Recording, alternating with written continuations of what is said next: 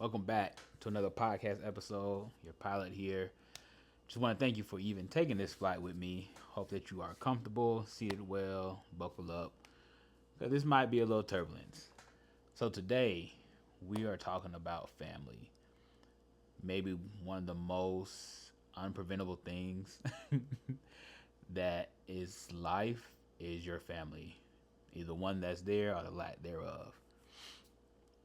And I was kind of conflicted because my sister's birthday was just the other day, and Father's Day was just a couple of days ago, and I was just conflicted on which topic to really talk about. But I kind of decided to combine the two in a sense because all of it just deals with family. The ebbs and the flows, the ups and downs, the good, the bad, the ugly, the great, the promising, the not so great, the disappointments. So this is going to be a very broad topic because I think one of the hardest things we can navigate, maybe outside of like romantic love, and maybe for those that believe like your walk um, with faith, is your family. Because you don't pick your family. Now, when you get older, you pick your family as in friends and people who you choose to communicate with. But like growing up, you are potentially being shaped in a sense by people that maybe don't know what they're doing, and it's not a knock against them because anything new is jarring, is confusing. You're kind of just figuring out as you go, no matter if your first child, your fifth child, so on and so forth. And there's a challenge between growing up and realizing, oh wow, my parents aren't perfect, and there's grace for them in that, and there's also decisions that need to be made. Whether I continue to fool with them, whether I continue to not fool with them, in which capacity do I interact with them? How much boundaries do I need to set? What parts of me are welcomed here? What parts of me aren't welcome here? And also, maybe there's some parts and things that I've done that I need to apologize for. So we're just gonna let that navigate today. Um, okay, well, I feel led to pray, so this is new, but we're gonna do it. So, Heavenly Father, we just thank you for today. We thank you for your grace and your mercy that's over our lives. I pray that you give me the words to speak, the things to say, and I pray that you lead me. And I hope that whoever's listening, Father, um, is able to grow in their family dynamic, whether it be letting go, releasing, or stepping into whatever you call them to do. I thank you for all many blessings in your son Jesus' name. Amen. All right, that wasn't planned, but he spoke to me and told me to do it. So there we go. Anywho, um, first things first, we don't pick our family. Um, yeah, we don't pick the family that raised us. We don't get to choose who our father, who our mother is. Um, and hey, depending on the dynamic, you wasn't like a choice to come here. We was making a joke with some of the fellas the other day, and he was like, "Dang, I got 3 kids," and I was like, "Yeah, all because you asked her, was she up?" You know what I'm saying? It wasn't a plan for a child to be here. Sometimes it is planned, but other times it's just, hey, you're here, so now I gotta take care of you. So we don't pick who our parents are. We don't pick who our brothers and sisters are, who our aunts, our uncles, our grandparents, cousins. We don't pick any of that. And if you're older and you have the ability to choose, now here's the important part. Because hey, good, bad, or indifferent, things happen to you in your childhood. Some things your parents couldn't control, some things your parents could. And now we have to set boundaries. And now we have to take control, in a sense, over our livelihood. And one thing we have to do is humanize our parents. Yeah, they could have done things different. I don't even have kids right now, and I look back and I'm like, man, I wish I would have did some things different, a lot of things. So I can only imagine how a parent actually feels when it comes to how they raise their children. They're just doing what they know, with the information that they have, with the experiences that they have, they've never lived this life. And don't get me wrong, there should be accountability, but I think at some point we're maybe too hard on our on our children, maybe too hard on your children, but we're too hard on our parents because they just did what they knew. And honestly, they probably most of the time, most of the time, they did a better job than their parents before them. So we're holding on, and depending on how old you are, you have to process your feelings. But we're holding on to this version of our parents that's not there anymore.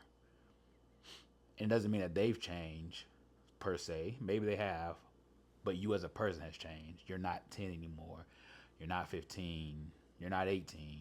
If you move out their house, like you aren't obligated to stay there. So what is in you that's holding on to what your parents did or what your parents didn't do? And what is it in you that is not letting you release that? Something I have written down is at some point you have to let it go. Your healing is on the other side of the release. So yeah, maybe your mom wasn't very caring. Maybe she didn't show up as she needed to. Maybe your dad wasn't involved. Um, Maybe your dad didn't give you the best example. Maybe he was present, but he wasn't present. Maybe he just provided. And it doesn't mean that you weren't owed that or you should have got that. But maybe that's all he knew. And it's not our job to raise our parents, but if we care about them enough in some form or fashion, we're going to raise them. What can you teach them? They're in the latter years of their life. Hopefully, you get to live to see your parents unfortunately pass away. Have you attempted to teach them anything? Not that's your responsibility, but hey, your parents' sacrifice has got you to where you at. And I'm saying parents, but this is whoever raised you, whether it be a grandparent, an aunt, an uncle, a cousin, a sister. What have you sown back into them? Not that it's your job, but it's probably a kind thing to do.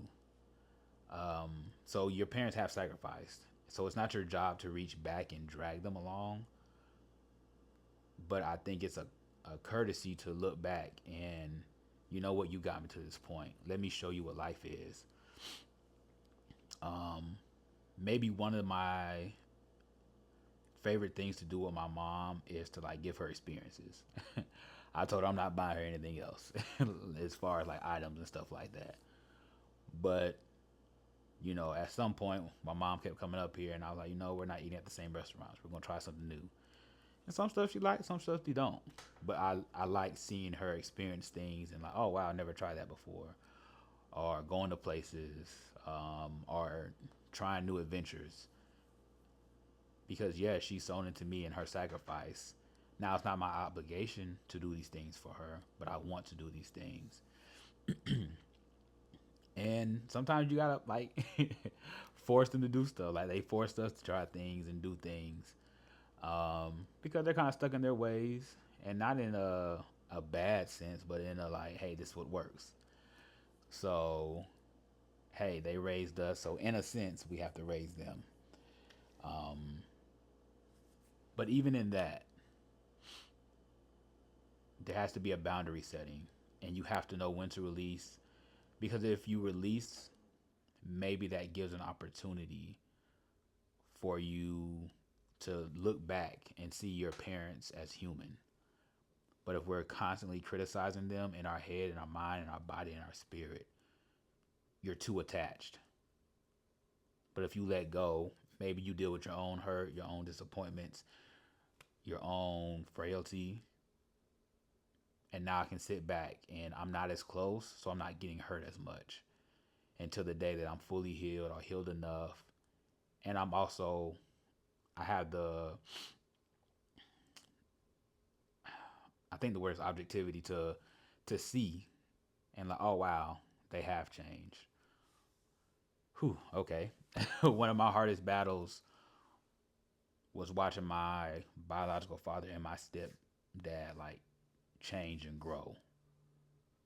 I had them in this box and I had them in this thing, And we say we want people to change. We say, oh, they never did anything. And God revealed to me, like, no, they have changed. Just like you've changed. The same person you was mad at doesn't even exist anymore. So are you still mad at a version of your parents that doesn't exist? And I think sometimes we get mad because they're not that same person, but we want them to be because we want to stay mad at them. And it's like that's not who they are anymore. Now it doesn't take away what they did or what they didn't do. There's still a private conversation that needs to be had. There's still some therapy you need to go to. There's just some conversations you need to have. But that doesn't even serve you moving forward. That version of them doesn't serve you because you can talk to that person, but you can't yell and fuss at that version of them because it doesn't exist.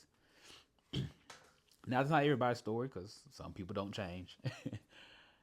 And even in that, if you're able to take a step back and realize, you know what, I'm too involved in something that's not moving. It's like a stubborn mule. So you'll sit there and exert all this energy for something that's unmovable, that doesn't want to move, that doesn't want to change. And now you're tired and you're frustrated and you're just pushing and pulling and you've exhausted all your energy when you could have just walked away. And we say walking away like it's easy. It's not easy. We want that mom to love us. We want that dad to show up. And maybe they're not. And that's when we have to sit within ourselves and say, hey, this is too much or this is not enough for me. So maybe I remove myself for a season or forever. And that's when you get to pick your family. Hey, I don't have a mom, but I have a mother figure. I have an auntie figure. I don't have a dad, but I have a dad figure. Um, in the early stages of my life, like, hey, my dad wasn't there and it taught me what not to do. Doesn't mean I got everything right because I didn't. I really didn't. But no, I don't want to be like that. And there's nothing against him. It's just me realizing, okay, hey, there's some things I still could be learning. What what can you be learning with the things that you had or didn't have? Are you still being super hard and critical of your parents? Because hey, I was so mad at certain things that my mom would tell me until I got old enough to realize, you know what? She went wrong about everything. Hey, she was still human, and I didn't like a lot of things, but she was right about a lot of things. I just want to be hard headed and have to figure out for myself. And as much as we want our parents to apologize to us, do we apologize to them? Not that you should know better, especially if you was young. Like, you just didn't know any better. You had to hit your head. But you know if you was a bad child or not. You know what I'm saying? So, do you go back and apologize to your parents? Hey, I know it was easy raising me, but I thank you. I know I was hard headed. I know I was a hothead, but you didn't leave me despite my characteristics at the time. So it's a two-way street. Just like you in a relationship with somebody else, it's bothering you for a reason. I feel that for some reason. It's bothering you for a reason, so you probably need to bother it back. You need to have that conversation. You need to, if you believe, you need to pray about it. You need to write that letter. Um, you need to go to that grave site and express your feelings. Not that you're going to get like a answer from that person, but there's some healing in there. Not that you need to continue to go back and just saturate in it, but it's a reason you feel that way. So are you going to continue to let it bother you and you not do anything about it, or are you just going to ignore it, even though it's not ignoring you? Just something to think about. So in the Bible, Psalms 127, 3 and 4, it talks about children, well, parents, fathers, their children like arrows in the hands of a warrior. And that's a great metaphor, but it depends what type of warrior was your parent. You know, were they a drunk warrior? Were they a very vile, mean, sarcastic, or maybe they were not so much involved? So you can't control where your parent, the direction your parent shot you in, but you can't control where you go from henceforth. So yeah, hey, your parents probably didn't set you up for the best, but what are you going to do now? Because at a certain age, it's like, okay, I can only blame my parents for so much. Especially if you have the emotional intelligence and the wherewithal to be like, okay, I got some healing to do. At like 40, there might be a reason, but we can't sit on that anymore. At some point, you have to like get up and do what you need to do to get your healing. Not that's going to happen overnight. Not saying it's easy, because it's not easy, but at some point, you have to be responsible for yourself.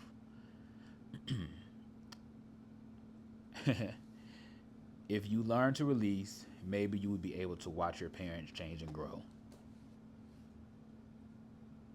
The release is a key part to your growth. And I'm talking about parents, but maybe it's a sibling. Maybe you had a bad encounter with a family member and you need to tell somebody. Not that it's going to be easy. And we always think the worst of everything. We always think the worst of every occasion. I had a conversation with my mom and I didn't want to have it because I didn't know what she was going to say. And this isn't the case with everybody, but I was so anxious and stumbling over my words. And all she said was she was sorry. And parts of that she didn't even remember. And I didn't take that offensive because, you know, sometimes we're just doing stuff. And it's a lot of events. So I wouldn't expect our parents to remember everything. But we remember the stuff that hurt us. We don't remember all the good stuff. And I don't remember every meal she cooked. But I do remember the times she hurt my feelings. And I addressed it to her. And her response was great. And I was so anxious about nothing, you know. But like I said, that's not going to be everybody's experience. But you do deserve the opportunity to have the conversation.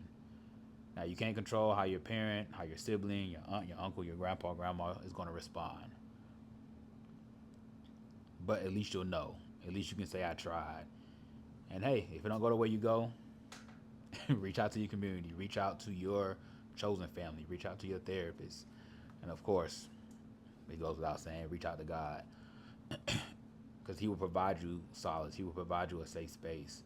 He will provide you with other people that make you feel seen, heard, loved, cherished, that look at you and see the value that you hold. So, with all that being said, family is not an easy thing to deal with. And last but not least, this is just a thought. Not saying that it's true. It's just an opinion. I think sometimes we uphold our grandparents to this standard, like, oh, they was better than my parents, and that might be true. So don't get me wrong, but our parents had to experience our grandparents. So yeah, our grandparents maybe were a little softer and maybe were more loving to you. It doesn't mean they were like that with your parents. So it's just a cycle. Hey, my mom isn't the same person I was when I was 15. Nor should she be. She doesn't have to take care of me to a certain degree. She doesn't have to look out for my dumb decisions. So, yeah, I don't expect her to treat my children the same way she treated me. Why would she? She gets to enjoy and spoil. So your grandparents were just spoiling you, and also they had the catalog to pull from their lessons learned when they raised their children. Hey, I know what I don't need to do, so that's how I'm gonna treat my grandparents. So the reason you love your grandparents so much is because they learn, and they also spoiled you because they're gonna send you right back to your parents. But they learn from their lessons and their highs and their lows, so they know how to cater to you. But your parents, this is their first time raising you, so they're not going to be as adept and as have enough knowledge to understand how to cater to you. So just something to think about. That's something we hear, and I also think you're like, oh, they're older, so I love my grandma, I love my grandpa. They just have more knowledge. Just something to think about. So anywho, as we land this plane, just remember, no one's perfect, including you. You're gonna make mistakes. So I pray that you show yourself grace, and you also show your parents grace. You show your siblings grace, because this could apply. I said mostly parents, but this could apply to siblings too. Because the people that you are around the most are gonna hurt you the most, even if they love you. Like, oh yeah, it was cool to stay at my friend's house because it was new and everything was cool. But nah, my parents, my siblings, they're gonna hurt me the most because they're in close proximity. So you're more bound to get hurt by them. But if you was in a safe environment, I hope so. If not, definitely praying for you. But yeah, they were close to you. They were around you more, so they're more adept to hurt you. Not on purpose, but just because they was in your proximity. So, with all that being said, give your pops a chance, give your mom a chance. And hey, if they don't take that chance, well, do what you need to do. Take a step back. Pray for them. You can love them from afar, and maybe they need to learn a lesson without you being present. Because you grown now. You grown now, so you ain't gotta take that anymore if it's not healthy for you. So I really appreciate you taking this flight with me. Another connecting flight coming soon, and I think I'm working on something. We'll see. Kind of getting a little team together, so I'm proud of myself for that. So until then, see you guys on the next one. If you stayed this long, I really appreciate it. See you on the next one.